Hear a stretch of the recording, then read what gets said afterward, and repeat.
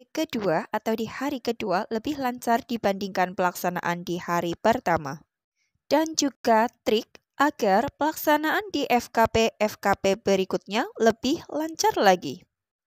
Hai, Assalamualaikum warahmatullahi wabarakatuh. Selamat datang saya ucapkan di Usma Ulia Channel yang masih sama membahas tentang beragam aplikasi dan informasi. Apa kabar teman-teman semua? Semoga selalu dalam lindungan Allah Subhanahu wa taala. Amin amin ya robbal alamin. Ya langsung saja untuk pembahasan pada video kali ini akan saya bahas tentang pelaksanaan FKP atau Forum Konsultasi Publik di hari kedua dengan alasan kenapa untuk pelaksanaan di hari kedua itu lebih lancar atau tidak seriweh di pelaksanaan hari pertama. Jadi pastikan teman-teman untuk simak video ini sampai selesai ya.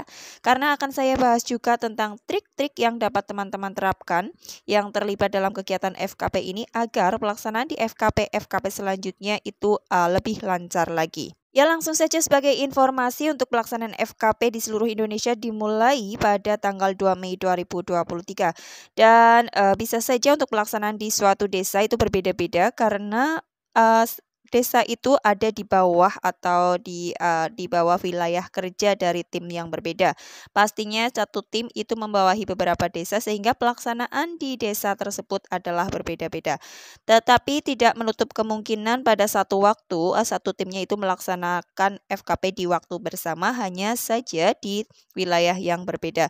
Dan informasi untuk teman-teman, ada beberapa hal yang memang menjadikan untuk pelaksanaan di hari pertama itu banyak terjadi bisa dikatakan ribet ya atau riweh karena memang ini adalah pertama kalinya. Dan pastinya untuk Asfa sendiri dan administrator itu walaupun sudah mengikuti pelatihan, walaupun sudah melakukan role play, tetapi tetap saja untuk pelaksanaannya masih ada kendala. Dan kendala-kendala ini khususnya untuk Asfa sendiri memiliki tantangan bagaimana cara mengungkapkan, bagaimana cara untuk pengisian dokumen, menjelaskan materi cara pengisian dokumen kepada para peserta FKP agar mudah dipahami dan juga diterima dan tidak bingung, para peserta FKP tidak merasa kebingungan dalam pengisian dokumen tersebut. Dan berdasarkan pengalaman pribadi saya untuk tim saya sendiri pada hari pertama ini lumayan menguras waktu karena ada di satu SLS yang muatannya itu banyak sehingga memerlukan waktu yang lama dan juga patokan untuk tingkat kesejahteraan dari tiap-tiap RT kadang itu berbeda. Sebenarnya dari BPS sendiri itu ada patokannya, ada kriterianya, tetapi kalau kita menggunakan bahasa yang baku yang disediakan oleh buku pedoman itu masih menimbulkan banyak sekali pertanyaan bagi para peserta FKP dan tentunya ini akan memakan waktu lama. Dan berdasarkan pengalaman pribadi saya untuk pelaksanaan di hari pertama ini, kami lakukan evaluasi untuk pelaksanaan di hari kedua dan ternyata ini lebih lancar. Untuk pelaksanaan di hari kedua, FKP-nya lebih lancar. Yaitu trik yang saya terapkan di sini untuk penjabaran materi tentang kategori-kategori keluarga tingkat kesejahteraan 1 sampai 4 yaitu sangat miskin, miskin, rentan miskin dan miskin.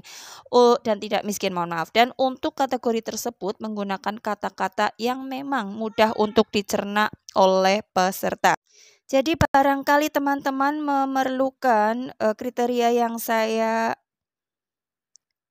gunakan untuk memberikan materi. Untuk kategori sangat miskin, kata-kata yang digunakan itu menggunakan kata-kata yang sederhana yang mudah dipahami seperti kriteria sangat miskin itu adalah sulit untuk memenuhi kebutuhan pokok, kemudian penghasilan kurang, sangat butuh zakat, makan daging bisa dikatakan setahun sekali pada saat pelaksanaan Hari Raya Idul Adha, kemudian rumah nyewa atau kalau nyewa berada di daerah berbahaya atau kolong jembatan, kemudian keadaan itu memprihatinkan dan tidak punya aset sama sekali. Ini adalah kategori sangat miskin.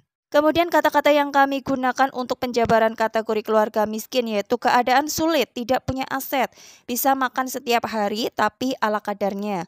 Kemudian rumah menyewa, rumah tidak layak huni atau dinding papan. Kemudian dinding papan atau gedek bisa dikatakan seperti itu tetapi lantainya tanah. Kemudian tidak punya MCK, misalkan kata-kata yang saya gunakan seperti itu. Dan untuk kategori keluarga ketiga, yaitu kategori keluarga rentan miskin dan kriteria atau kata-kata yang saya gunakan untuk menjelaskan kepada peserta FKP untuk rentan miskin itu sendiri punya aset minimal 2 seperti motor atau kulkas, kemudian ada hewan ternak tetapi terbatas. Kemudian di dalam satu keluarga yang bekerja itu hanya 1 orang saja dalam rumah tangga tersebut atau dalam keluarga tersebut dan kerjanya adalah serabutan, kemudian masih punya anak yang masih sekolah, kemudian punya ternak tapi minim ya, misalkan hanya 1, ternak besar hanya 1.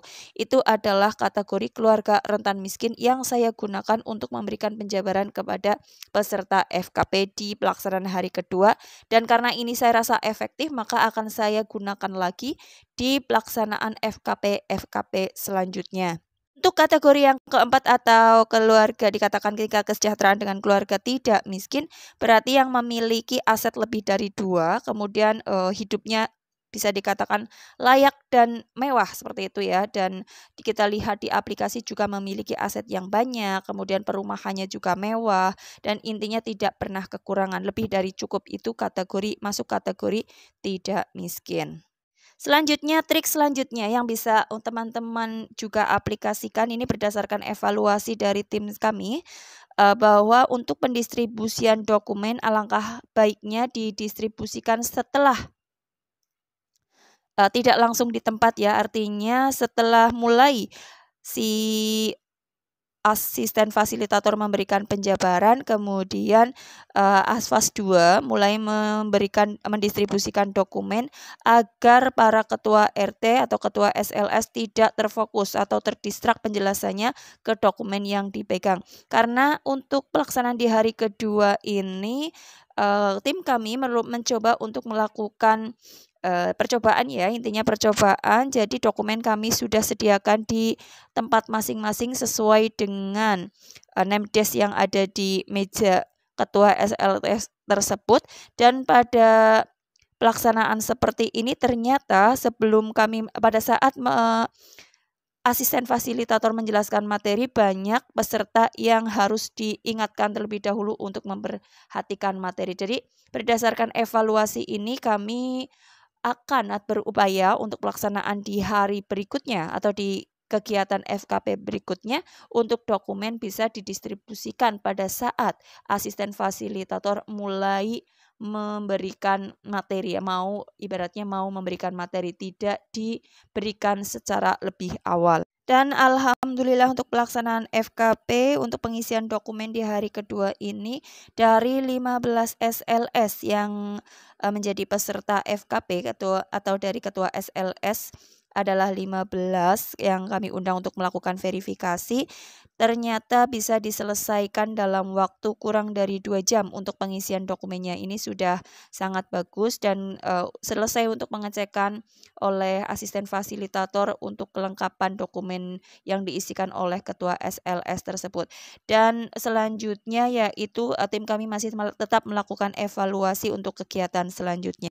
Demikian untuk informasi yang dapat saya berikan pada kesempatan kali ini. Semoga informasi ini bermanfaat, dan jika teman-teman merasa ini bermanfaat, mohon dukungannya dengan cara subscribe dan bunyikan lonceng notifikasinya. Salam sukses selalu tentunya untuk teman-teman, dan wassalamualaikum warahmatullahi wabarakatuh.